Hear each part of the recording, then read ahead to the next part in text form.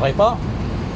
This time, ang atin naman pag-usapan is paano naman mag-check ng short circuit current. Okay, so para ma-check natin yung short circuit current, kailangan lang po natin na pagsalubungin yung positive at saka negative. So anyway, okay lang naman po siya kasi dito medyo mababa lang naman yung current niya. Kung titingnan natin sa data sheet, ang current niya is naglalaro lang sa 11 amps, 'di ba? So kahit papaano, kaya pa naman siya na pagsalubungin natin at ito naman talaga yung pag-checking ng kanyang short circuit current. So pagsalubungin lang natin po. Yan po siya. Okay. So pwede natin itong gawin siya sa solar panel, pero hindi natin pwede itong gawin doon sa ating AC kasi sasabog po or mag-trip yung breaker.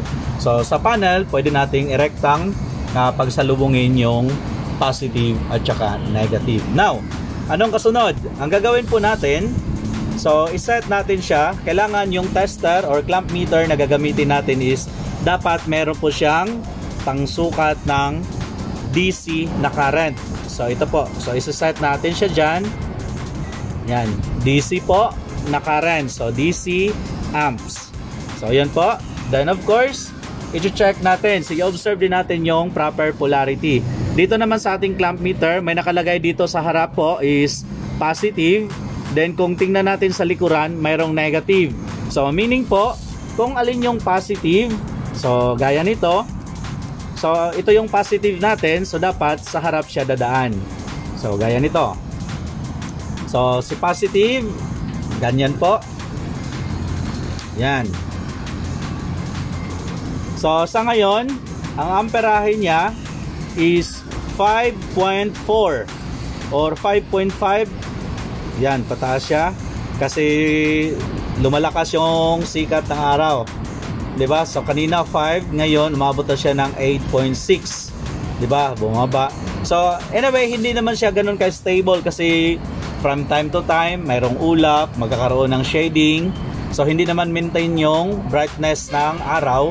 So ngayon pumapalo siya ng 9. So 8.99. So yun ang reading niya. So yun po, tama. So ibig sabihin 8.9, 8.8, yun ang reading niya ngayon, yung amperahe niya. Yun yung tinatawag nating short circuit current, di ba? Then by the way, kung mabaliktad natin, ano pala mangyari? Kung mabaliktad natin, ang negative yung dito sa harap. Ito po yung mangyari, di ba? Sa baba ng DC niya, mayroon pong negative na sign. Meaning, baliktad po yung direction ng flow ng current, di ba? So, nabaliktad yung pagkalagay natin ng tester. Though, wala naman tayong problema doon sa reading. The same pa rin naman yung makukuha natin na reading. Yun nga lang is, madetect natin na baliktad yung polarity.